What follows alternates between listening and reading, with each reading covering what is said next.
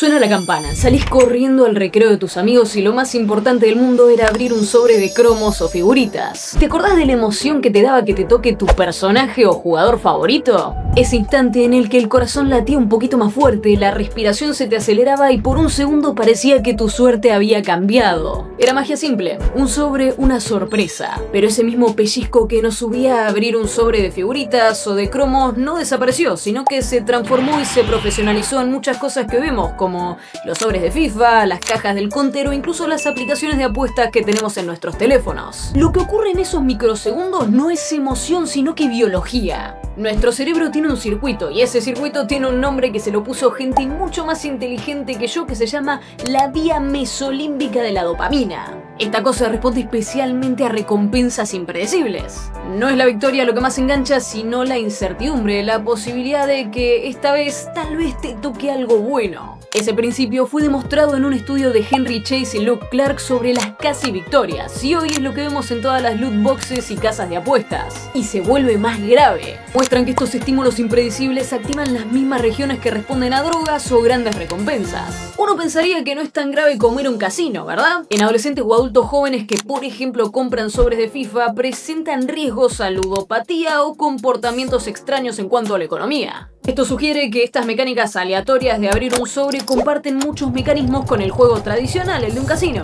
Y cuando pasamos de sobres digitales a apuestas deportivas, la cosa se vuelve mucho más directa y peligrosa. La disponibilidad 24/7, las apuestas en vivo, microapuestas por jugada, los sonidos y las animaciones aumentan la frecuencia de estos picos de dopamina. Investigaciones recientes, que te las dejo acá abajo en la descripción, sugieren que apostar frecuentemente te cambia la conectividad del cerebro. Particularmente una cosa que se llama insúa ventral anterior, que se asocia con la anticipación y la búsqueda de riesgo.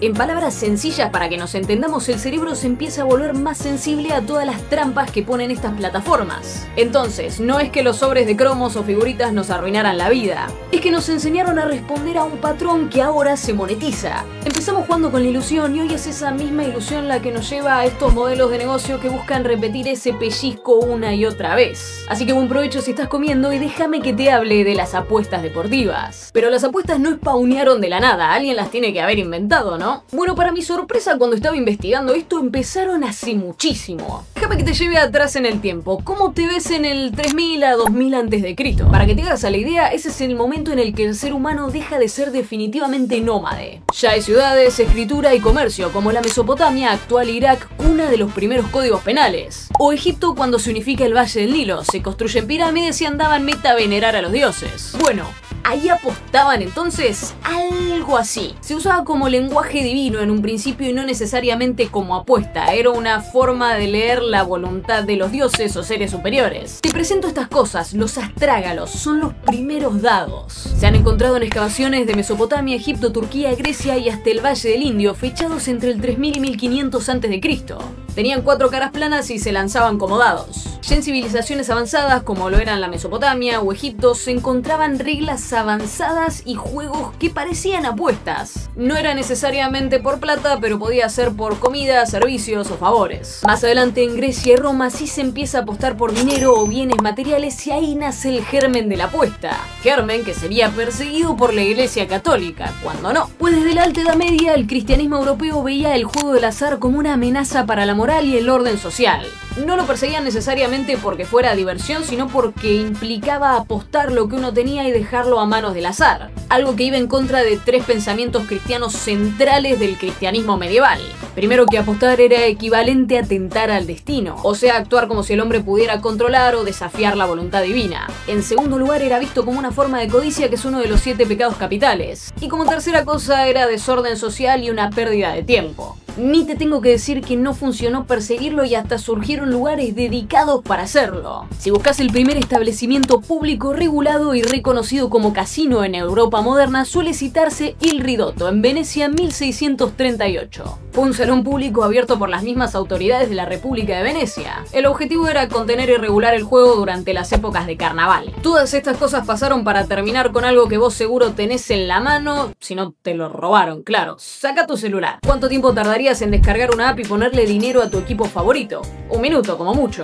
Aunque apostar en eventos deportivos tiene raíces antiguas como en Grecia y Roma, con carreras de caballos o los Juegos Olímpicos, este desarrollo muy parecido al que conocemos hoy en día surge en los siglos XIX y XX. ¿Por qué no me quiero ir tan atrás? Porque no es algo tan lejano. Vos seguramente si vas y le preguntás a algún tío o algún abuelo o alguien mayor, probablemente tenían algún amigo o ellos mismos le ponían plata en el hipódromo a carreras de caballos. Pasemos ahora a las apuestas online, que es lo que realmente nos interesa acá. Para 1996 ya no era necesario cambiarte, salir de tu casa, agarrar el coche, llegar a un casino, estacionar y buscar a qué jugar. Bastaba con tener internet. A ver, no hay un registro preciso de quién fue la primera persona en poner una apuesta online, pero nos podemos acercar muchísimo. La primera apuesta online deportiva documentada fue realizada por Intertops en enero de 1996. Fue un usuario finlandés que voy a leer su nombre, Jukka Honkavara, que apostó $50 al Tottenham. En su apuesta decía que el Tottenham le iba a ganar al Hereford United. Lo que pasa es lo que decíamos antes, no siempre inicia con una apuesta por el dinero. En otro estudio con adolescentes australianos se encontró que quienes compraban loot boxes tenían entre 2.8 y 4.3 veces mayor probabilidad de estar en riesgo. Pero ¿qué tan real es esto para la persona promedio? Vamos a ver si realmente nos puede pasar a vos o a mí. Y si es real esto de que biológicamente te altera la cabeza. No es solo que pierdas tu plata, sino que tu cerebro aprende a pedir más. Hablemos de lo que pasa dentro de tu cabeza cuando apostás. Para esto volvamos con nuestros dos tipazos, Henry y Clark. Estos tipos se pusieron a estudiar qué pasaba cuando un jugador ganaba, perdía o, más importante, cuando casi ganaba. Verás, todo empieza en un circuito que los neurocientíficos llaman mesolímbico, o más fácil, el sistema de recompensa. Cuando ves la cuota subir o el partido que se está por definir, tu cerebro activa una zona llamada área tegmental ventral, que por lo que estoy leyendo ahí se libera la dopamina, el neurotransmisor del deseo y la motivación. Esa dopamina viaja a otra región, el núcleo accumbens, que básicamente le dice al resto del cerebro, che, mira, esto está bueno, presta atención. Lo curioso es que no siempre se activa cuando ganás, sino cuando crees que podrías ganar. Es ese momento del casi, de la expectativa. Y arriba de todo esto está la corteza prefrontal, la parte de nuestro cerebro que se encarga de tomar decisiones y la que intenta mantener el control en todo esto. Estos tipos descubrieron que mientras más severo era el perfil del jugador, más intensa era la respuesta de dopamina en estas regiones. Es decir, su cerebro reaccionaba como si hubiesen ganado aún si habían perdido. Por eso las apuestas no solo te hacen sentir emoción, te entrenan para buscar ese pico de dopamina una y otra vez. Nuestro cerebro como humanos está programado para repetir conductas que reciben recompensas. Es lo que los científicos llaman refuerzo variable, un sistema donde las recompensas llegan de forma aleatoria, como un cajero que te da dinero a veces sí y a veces no sin previo aviso. Cuando la recompensa es impredecible, la conducta se vuelve mucho más persistente. Seguís intentando porque cada vez pensás que estás más cerca de que te toque esa recompensa. Ahora añadí este término, el near miss o el casi lo gano como traducción al español. El partido termina 1-1 con un gol sobre el final y vos habías puesto 1-0 en una app de apuestas. El resultado es no ganar, pero tu sensación es la de estuve a nada, y acá está lo inquietante. Esos estudios demuestran que ese estuve a nada activa las mismas partes del cerebro que si hubiese ganado, aunque la billetera diga lo contrario. Los apps y los anuncios que vemos sobre las apuestas no están ahí al pedo, son señales. Un logo, una notificación o el sonido del live score funcionan como un interruptor. ¿A qué me refiero con esto? Cuando vos ves esa señal, tu cuerpo responde. Se acelera el pulso, sube la tensión y aparece algo llamado la ínsula. Se los leo porque yo no soy tan inteligente. Se la suele definir como un nodo que convierte las señales, como los latidos y la tensión, en estadios subjetivos. Ese lo siento en el cuerpo. Y esto impulsa el comportamiento, a la apuesta. En apostadores frecuentes, esta porción de la ínsula establece conectividad alterada con redes de recompensas cuando hay disponibilidad de apostar. Es decir, que el cerebro se vuelve más sensible con la mera posibilidad de que exista una apuesta. Eso es el piloto automático. La señal aparece, la ínsula la convierte en impulso y antes de que la parte racional del cerebro, la corteza prefrontal, pueda frenarlo, ya estás tocando el botón. Por eso una de las medidas más útiles es ir y cortar directamente todas las señales, desactivar notificaciones, quitar apps de la pantalla y evitar banners. En el fútbol hay momentos donde la cabeza tiene que frenar al corazón. El pase fácil, el tiro innecesario, el despeje a tiempo. Son decisiones frías, racionales. En el cerebro ya lo dijimos, ese rol lo cumple la corteza prefrontal. La región que evalúa consecuencias calcula riesgos y pone límites. Pero en el apostador frecuente, sobre todo si hablamos de apuestas deportivas, esta zona empieza a perder fuerza y eficacia. Un estudio llamado Nature Human Behavior de 2017 de Limbrick Oldfield muestra que estas personas con alta exposición a todas estas cosas de las apuestas tienen menos activación en esa parte del cerebro. El cerebro sabe que apostar otra vez no tiene sentido, pero esa señal se va apagando. Es el equivalente en el fútbol a un entrenador que está parado en la línea y está dele gritarle a sus jugadores. En algún momento lo dejan de escuchar. La dopamina, que normalmente debería sentirse solo con la satisfacción de una victoria real, se empieza a sentir también con la anticipación. Ver que tu equipo está por patear un penal o que el marcador de lo que vos apostaste se torna a tu favor por un instante. Esa mezcla es el corazón neurobiológico de la pérdida de control.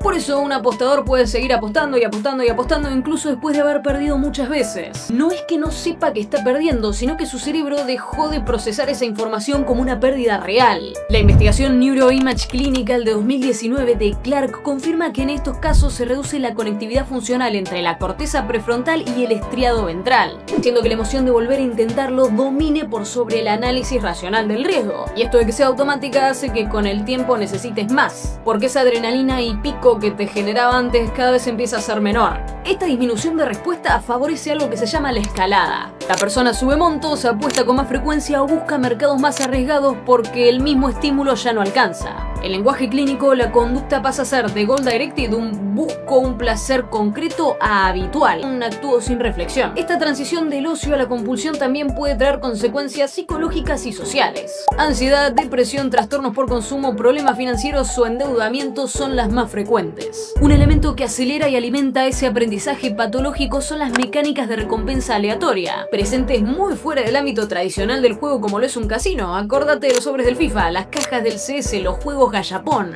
Lo que dicen los científicos es que actúan como entrenamiento de este circuito de recompensa desde edades muy tempranas. Si puedes apostar desde tu celular, si hay anuncios en la camiseta de tu equipo y si hay una app en la tienda oficial, ¿no significa que todo es legal y seguro? Bueno, no exactamente. Las apuestas deportivas son legales en gran parte del mundo, pero con distintos modelos. En Reino Unido están reguladas por la UK Gambling Commission desde 2005, bajo la Gambling Act. Es el modelo más antiguo y maduro. En Europa continental, en países como en España o Italia, tienen marcos específicos, pero aún luchan con la publicidad masiva y acceso de menores. En Estados Unidos, recién en 2018, la Corte Suprema eliminó la prohibición federal, y desde entonces cada estado decide. Eso generó un boom de las casas legales y también en las adicciones. En Latinoamérica el panorama es un lejano oeste. Países como Argentina, Brasil, Perú o México están en proceso de regulación o lo hacen por provincias o estados. En Buenos Aires, por ejemplo, las apuestas online son legales desde el año 2021. Todo esto bajo el control del Instituto de Lotería y Casinos. Pero el resto del país tiene un mosaico de normas distintas. ¿Qué pasa acá? Bueno, que legal no es lo mismo que ético. Cuando ves que tu equipo cambia su sponsor por uno de operador de apuestas. Cuando en el medio tiempo del partido aparece un anuncio que dice apostá ahora, gana más. Cuando un streamer te dice en su canal apostá con mi código.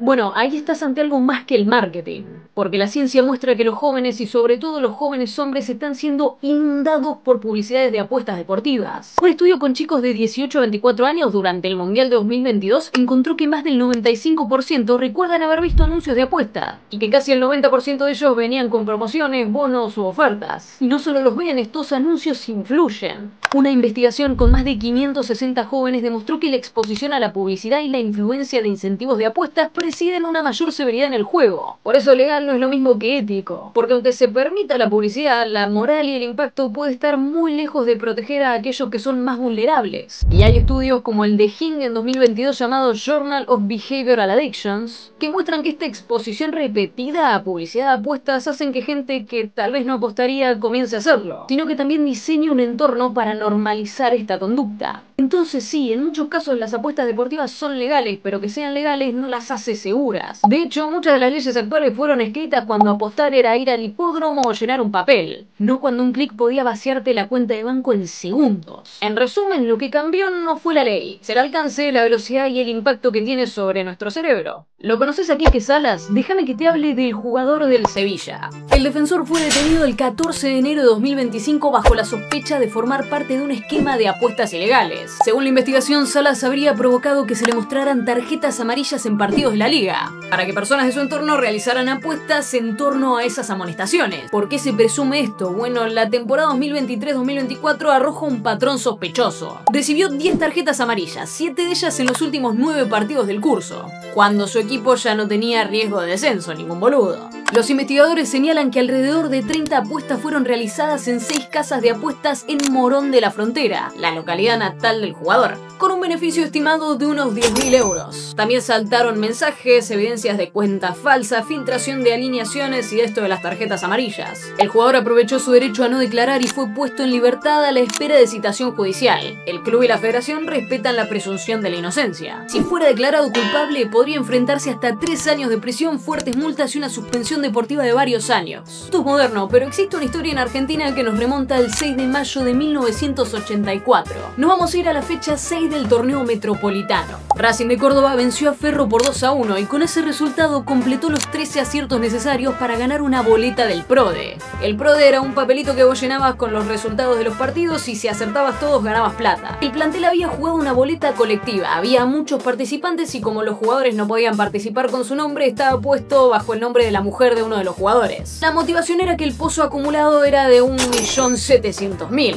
Ferro en ese momento era uno de los mejores equipos, entonces cuando metieron el gol la gente se empezó a dar cuenta porque lo festejaron como si hubiesen ganado el mundial. Aunque sorprendentemente le pegaron a los 13 resultados necesarios, había mucha otra gente que también lo hizo, entonces cuando repartieron el premio en realidad no era para tanto. Pero bueno, fíjate que te acabo de hablar de dos países que son súper apasionados por el fútbol y aún así las apuestas han modificado resultados. ¿Cuál es la conclusión de todo esto? Mirá, si sos mayor de edad, por mí realmente hacé lo que quieras. Pero si sos de los más chicos que mira este canal o tenés algún primito, compañero o amigo que ves que está en esta situación, estaría bueno que le busques ayuda. No me voy a poner acá en moralista o tratar de solucionar un quilombo enorme, pero el objetivo de este canal es que ustedes estén un poquito más informados. Entonces, si alguno de ustedes es mayor de edad y realmente quiere apostar porque es legal o porque tiene ganas, yo no me puedo meter, pero bueno, ahora aunque sea sabés las consecuencias de hacerlo. Mi nombre es Pachu Zubiri, mándenle un saludo al editor de este video, espero que hayan disfrutado esta investigación y nos vemos en la próxima. Chau chau.